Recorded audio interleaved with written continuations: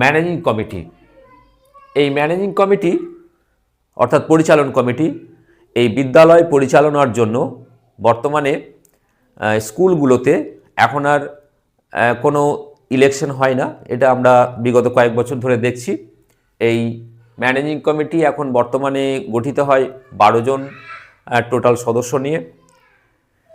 এর মধ্যে যিনি স্টাফ কাউন্সিলের ম্যানেজিং কমিটির যিনি প্রেসিডেন্ট হবেন, এটা WBBSE অর্থাৎ West Bengal board of secondary education দ্বারা মনোনীত। এবং সাধারণত আমরা দেখি এগুলো এলাকার যিনি বিধায়ক হন তার কোনো রিপ্রেজেন্টেটিভ সেই স্কুলের প্রেসিডেন্ট, এবং ক্ষমতা বলে যিনি হেডমাস্টার ওই স্কুলের তিনিই হবেন ওই ম্যানেজিং কমিটির সেক্রেটারি। আর সদস্য সমাজের মধ্য থেকে 2 জনকে নেওয়া হয় যারা শিক্ষানুরাগী ব্যক্তি, সেরকম 2 জন ব্যক্তি থাকেন। একজন মেডিকেল রিপ্রেজেন্টেটিভ অর্থাৎ হেলথ ডিপার্টমেন্ট থেকে একজন থাকেন, আর থাকেন টিচার্স রিপ্রেজেন্টেটিভ যারা আছেন সেখান থেকে 3 জন, নন টিচিং থেকে 1 জন, এইভাবে, এবং ডিপার্টমেন্টাল নমিনি থাকে 1 জন। এইভাবে 12 জন সদস্য নিয়ে বর্তমানে স্কুল ম্যানেজিং কমিটি চলে। তো এই দুটো জিনিস মনে রাখবেন যে বর্তমানে যিনি প্রেসিডেন্ট এবং সেক্রেটারি, এই প্রেসিডেন্ট হচ্ছেন WBBSE দ্বারা মনোনীত অর্থাৎ এলাকার বিধায়কের কোনো রিপ্রেজেন্টেটিভ, আর সেক্রেটারি হচ্ছেন হেডমাস্টার। এই একাডেমিক কাউন্সিলের সদস্য, এটা তো আগে আমি বলে দিলাম যে 5 জন সদস্য হবে, এবং এই একাডেমিক কাউন্সিলটা গঠন করা হয় স্টাফ কাউন্সিলের মিটিংয়ের মাধ্যমেই। শুধুমাত্র যদি অ্যাসিস্ট্যান্ট হেডমাস্টার থেকে থাকেন তো তিনিই হবেন ক্ষমতা বলে এই একাডেমিক কাউন্সিলের সেক্রেটারি, আর যদি অ্যাসিস্ট্যান্ট হেডমাস্টার না থাকেন তাহলে টিচারদের মধ্য থেকেই, অর্থাৎ যারা একাডেমিক কাউন্সিলের সদস্য হলেন তাদের মধ্য থেকেই একজনকে সেক্রেটারি নির্বাচন করা হয়। স্টাফ কাউন্সিলের এইভাবেই নির্বাচন করা হয় যে স্টাফদের মধ্য থেকেই একজনকে সেক্রেটারি হিসাবে, সাধারণত এগুলো সিনিয়র এবং অ্যাক্টিভ টিচার যারা থাকেন তাদেরকেই স্টাফ কাউন্সিলের সেক্রেটারি করা হয়। ম্যানেজিং কমিটির বিষয়টা অলরেডি আমি আগেই বলে দিলাম। এবার দেখুন স্কুলে মিড ডে মিলের উপকারিতা কী। মিড ডে মিল, এটা আমরা বেশ কিছুদিন ধরেই দেখছি। এই মিড ডে মিলটা 1995 সালে সারা ভারতবর্ষে প্রথম ইন্ট্রোডিউস করা হয়েছিল, সেই সঙ্গে আমাদের পশ্চিমবঙ্গে হয়েছিল। কিন্তু 2003 সাল থেকে মিড ডে মিলটা, যে মধ্যাহ্নকালীন যে ভোজন, যে খাবার, সেই খাবারটা 2003 সাল থেকে শুরু হয়। এই মিড ডে মিলের উপকারিতা নতুন করে বলার কিছু নেই, এটা আমরা সমাজে দেখতে পাই, স্কুলে দেখতে পাই যে কিভাবে এখনও একটা বিশাল পরিমাণ মানুষের এর প্রয়োজন আছে। মধ্যাহ্নকালীন ভোজন, মিড ডে মিল, কোনো স্টুডেন্ট এর ইন্ট্রোডিউশন সম্পর্কে যে ব্যাপার নিয়ে এটার প্রচলন করা হয়েছিল তার সেই সম্পর্কে সন্দেহ কোনো অবকাশ নেই যে সত্যি এর প্রয়োজন আছে। আমাদের দেশের বহু মানুষ, বহু পরিবার এখনও আছে যাদের সত্যিই যদি দুপুরবেলায় খাবার না থাকে, সে যদি খেতে না পায় তাহলে পড়বে কিভাবে, এই চিন্তাভাবনা থেকেই এই বিষয়টা আনা হয়েছিল। তো এর উপকারিতা আজও আছে। মিড ডে মিল ছাত্রছাত্রীদের কতটা উপকার করেছে সেটা বলার অপেক্ষা রাখে না। ছেলেমেয়েরা খুবই খুশি, এবং বর্তমানে মিড ডে মিলের যে খাবার দেওয়া হয় খুবই উন্নত মানের খাবার দেওয়া হয় সব স্কুলেই। সপ্তাহে এখন 1 দিন করে ডিমও দেওয়া হয়। তো মিড ডে মিল এর উপকারিতা অনেক অনেক অনেক বেশি। ছেলেমেয়েরা এখন আমরা দেখি যে সময় হলেই কিভাবে লাইন দিয়ে সেখানে খাবার খায়, খাবার নেয়, এবং মিড ডে মিলের সেট, গভর্নমেন্টও এই বিষয়ে খুব সচেতন, সমস্ত কিছু ব্যবস্থা করে দেওয়া হয়েছে। তাই মিড ডে মিলকে অবশ্যই স্কুলে যে প্রয়োগ করা হয়েছে সেটা এখনও চলছে এবং খুব সুন্দরভাবে চলছে। এখন এর অপকারিতা কি? এটা অপকারিতা বলতে আমরা যেটা বোঝাতে চাইছি যে মিড ডে মিলের খারাপ দিক কিছু নেই, শুধু মাত্র যে সমস্ত শিক্ষক শিক্ষিকা বা যে স্কুলের হেডমাস্টার মশাই এটাকে নির্দিষ্ট পদ্ধতিতে ঠিকভাবে পরিচালনা করতে পারেন, সেখানে অপকারিতা বলে কিছু নেই।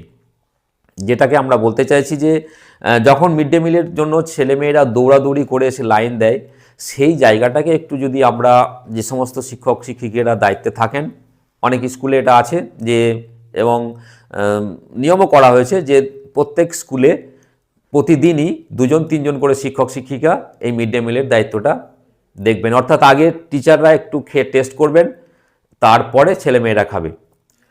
বহু স্কুলেই এটা করা হয়ে থাকে।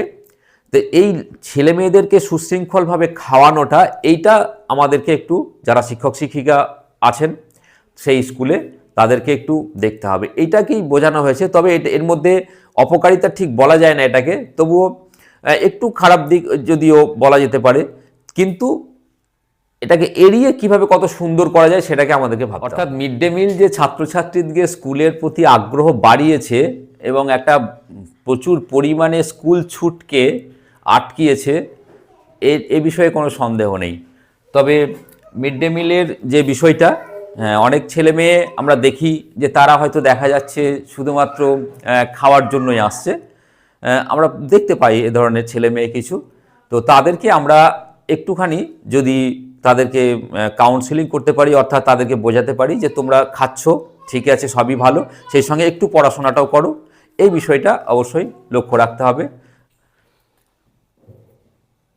পরের পয়েন্ট যেটা আছে, ফিজিক্যাল এডুকেশন কেন দরকার, এ তো খুবই ভালো একটা পয়েন্ট আছে। ফিজিক্যাল এডুকেশন, এই ধরনের প্রশ্নও একজন উডবি টিচার যারা আছেন তাদের কাছে আসতেই পারে যে শারীর শিক্ষা কি প্রয়োজন, স্কুলে শারীর শিক্ষা কি প্রয়োজন। সে তো বাইরেও খেলতে পারে, হ্যাঁ পারে, অবশ্যই পারে, কিন্তু স্কুলে ওই যে একটা পরিবেশ, তার বন্ধু বান্ধব সমস্ত কিছু একটা গ্রুপ করে সেখানকার খেলাধুলা করা, এই যে এন্টারটেনমেন্ট, এটা সে অন্য জায়গায় ততটা পাবে না, যেটা তার বন্ধু বান্ধবীদের কাছ থেকে পাবে, তার একটা গ্রুপ করে পাবে, তার সঙ্গে শিক্ষক থাকবেন, তিনি কত মজা করে খেলাবেন, এবং এটা ছেলে মেয়েদের কাছে খুবই একটা আকর্ষণীয় ব্যাপার এই ফিজিক্যাল এডুকেশন। এবং সেই সঙ্গে অর্থাৎ শরীর চর্চাও হচ্ছে, তারা মানসিকভাবে তার মনও যেন উজ্জীবিত হয়ে যাচ্ছে, বাড়ি যাওয়ার আগে সে যেন একটু আনন্দ পেয়ে গেল, এবং এই রেসটা অর্থাৎ তার থেকে গেল, সে বাড়ি গিয়ে আবার পড়বে, এই আনন্দটা দরকার ফিজিক্যাল এডুকেশনের জন্য।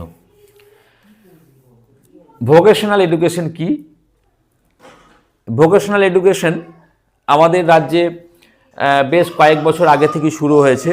অর্থাৎ হাতে কলমে শিক্ষা, সব স্কুলে এখনও এটা ইন্ট্রোডিউসড হয়নি, তবে বহু স্কুলে এটা আছে যে ছাত্রছাত্রীরা তার বই পড়ার সঙ্গে সঙ্গে কিছু শিক্ষা গ্রহণ করে যেন সেটাকে তার কর্মের ক্ষেত্রে কাজে লাগাতে পারে। সেই জন্যই ভোকেশনাল ট্রেনিং। এই ভোকেশনাল এডুকেশন স্কুলে প্রধান শিক্ষক দায়িত্ব নিয়ে এটা করে থাকেন। এটা একটা যেন আলাদা সেকশন, এটার এখানে অর্থাৎ মেডিকেলের, তারপর ইলেকট্রিক, এই জিনিসগুলো শেখানো হয়, এবং অনেক জায়গায় প্লাম্বারের কাজও শেখানো হয়। এখন তো বোধহয় মোবাইল রিপেয়ারিং কোর্সগুলো যুক্ত হয়েছে এর সঙ্গে। এই কোর্সগুলো করে ছাত্রছাত্রীরা যাতে সে তার পরবর্তী ধাপে এগিয়ে যেতে পারে, এমনকি 11-12 ক্ষেত্রে এটা করার পরে সে ডিপ্লোমা করবে, এবং তারপরে সে পলিটেকনিকে ভর্তি হতে পারে, সে আইটিআইয়ে যেতে পারে, সেখানে একটা ভালো রকম সুযোগ সে পেয়ে যায় এই ভোকেশনাল ট্রেনিং করার পরে। স্কুলে জুতো, ব্যাগ, সাইকেল প্রভৃতি দেওয়ার সুবিধা এবং অসুবিধা। একটা কথা আমরা শুনে থাকি, যারা এই শিক্ষকতা পেশায় রয়েছি বা যারা আপনাদের মতো যে সমস্ত ইন্টারভিউ প্রার্থী আছেন যারা আসতে চান, এরকম হয়তো শুনে থাকবেন যে আজকাল স্কুল তো শুধু পড়াশোনা নয়, শুধু স্কুলে জুতো, ব্যাগ, ছাতা, সাইকেল এইসব দেওয়া হয়। খুব সত্যি কথা, এগুলো দেওয়া হয়, এগুলোর প্রয়োজন আছে, এগুলোর প্রয়োজনীয়তা আপনারা যখন স্কুলে যাবেন তখন বুঝতে পারবেন যে হ্যাঁ, একটা বিদ্যালয়ে এই জুতো পাচ্ছে, ব্যাগ পাচ্ছে, অর্থাৎ এটার প্রধান মেন বিষয়ই হচ্ছে যে স্কুল ছুটটা আটকানো। এবং যে সমস্ত পরিবার শুধু বলে যে আমার পয়সা নেই, আমার টাকা নেই, আমি ছেলে মেয়েকে পাঠাতে পারছি না, তাদের ক্ষেত্রে এটা খুবই একটা গুরুত্বপূর্ণ ব্যাপার। সে স্কুলে গিয়ে জুতো পাবে, ব্যাগ পাবে, সাইকেল পাবে, সে খাতা পাবে, এবং আজকাল বই তো ফ্রি। তাই পুরো জিনিসটাই যেহেতু তাকে দিয়ে দেওয়া হচ্ছে, তাই স্কুল না যাওয়ার আর কোনো বাহানা তার থাকলো না, বা সেই বাবা মা আর বলতে পারবে না যে আমি স্কুলে পাঠাতে পারছি না, আমার বাচ্চার খরচ আমি বহন করতে পারছি না। এই বিষয়গুলো রয়েছে, অর্থাৎ এর প্রয়োজন অবশ্যই আছে। শুধু গ্রামাঞ্চলে এর উপকারিতা অনেক অনেক বেশি শহরাঞ্চলের থেকে। তো এই সর্বত্র এই বিষয়টাকে একটা সার্বিক রূপ দেওয়ার জন্যই সরকার এই বিষয়গুলো প্রচলন করেছেন, এবং এর সুবিধাই বেশি। অসুবিধা শুধু যেটা আমার মনে হয় যে যখন আমরা এইগুলো দিচ্ছি, অর্থাৎ সেই ছাত্রছাত্রীগুলোকে সঠিকভাবে দেওয়া এবং তাদের মাপজোকগুলো কিছু ক্ষেত্রে সমস্যা আমরা দেখতে পাই, যে একই সাইজের হয়তো ক্লাস 7-এর ছাত্রছাত্রী, তাদের শারীরিক গঠন তো একই রকম থাকে না, তো দেখা যাচ্ছে একই সাইজের ড্রেস করা হয়েছে বা ইউনিফর্ম করা হয়েছে, তো সেগুলোর একটু সমস্যা হয়। তাছাড়া অন্য কোনো সমস্যা অর্থাৎ অসুবিধার কথা এক্ষেত্রে আমি বলবো না। কন্যাশ্রী প্রকল্প, কন্যাশ্রী তো বলার কিছু নেই। কন্যাশ্রী সারা ভারতবর্ষ ছাড়িয়ে সারা বিশ্বব্যাপী একটা রূপ নিয়েছে কন্যাশ্রী প্রকল্প। অর্থাৎ ক্লাস 9-এ যখন সে উঠে গেল, অর্থাৎ 8-এর পর থেকেই সে কন্যাশ্রীর আওতায় চলে আসে, এবং একটা নির্দিষ্ট সময় পরে একটা ভালো রকম পরিমাণ টাকা, অর্থাৎ 25,000 টাকা সেই ছাত্রী দেয়া হয়, যেটা আমাদের মতো রাজ্যে, যেখানে এখনও অনেকে আর্থিকভাবে কিছুটা হলেও পিছিয়ে রয়েছে, সেই সমস্ত ছাত্রীদের কাছে সেটা খুবই গ্রহণযোগ্যতা পেয়েছে, এবং এর বিশ্বব্যাপী একটা গ্রহণযোগ্যতা রয়েছে কন্যাশ্রী প্রকল্পের মধ্যে। রূপশ্রী, অর্থাৎ এই রূপশ্রী প্রকল্পও তাই। এখানে ছাত্রছাত্রীরা যখন তার 18 বছর বয়স কমপ্লিট করে, তার সে যখন কলেজে যায়, তার যখন বিশেষ করে যখন বিয়ের সময় হয়, এই রূপশ্রী প্রকল্পটা সেই প্রকল্পই।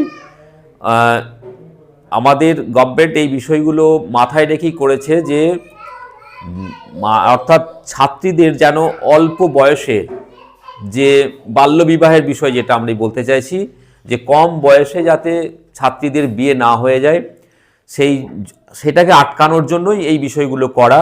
তবে অনেকটাই সফল হয়েছে এটা। তবুও কিছু কিছু ক্ষেত্রে আমরা দেখতে পাই এখনও অল্প বয়সে বিয়ে হচ্ছে, আমরা আমাদের বিদ্যালয়ে দেখতে পাই, হয়তো হয়ে যাচ্ছে। তো সেগুলো ভিডিওর মাধ্যমে সেগুলোকে বন্ধ করার চেষ্টা হয়, এবং প্রত্যেকটা স্কুলে কন্যাশ্রী ক্লাব আছে, সেই কন্যাশ্রী ক্লাব এর মাধ্যমে সেই ছেলেমেয়েরাই সেই খবরগুলো দিয়ে সেই বিয়েগুলোকে আটকানো হচ্ছে, এবং এটা একটা সার্বিক প্রকল্প। এর উপকারিতাই সবথেকে বেশি। এটা বাল্যবিবাহ আটকানোর জন্য মোক্ষম একটা প্রকল্প। তো এই সমস্ত বিষয় যেগুলো আলোচনা করলাম, এই যে প্রায় 23-24টা মতো পয়েন্ট, এই বিষয়গুলো আশা করি আপনাদের, যারা পুরো ভিডিওটা দেখুন তাহলে আপনারা বুঝতে পারবেন যে এই বিষয়ের উপরে, স্কুল ম্যানেজমেন্টের উপরে আপনাদের যে কোনো প্রশ্ন এলে এগুলো আশা করি আপনারা সঠিকভাবে উত্তর দিতে পারবেন। সকলকে ধন্যবাদ, এবং গ্যালাক্সি পাবলিকেশনের পক্ষ থেকে আমাদের পান্না মল্লিক সাহেব, তাকেও আমি শুভেচ্ছা এবং ধন্যবাদ জ্ঞাপন করে বিদায় নিচ্ছি।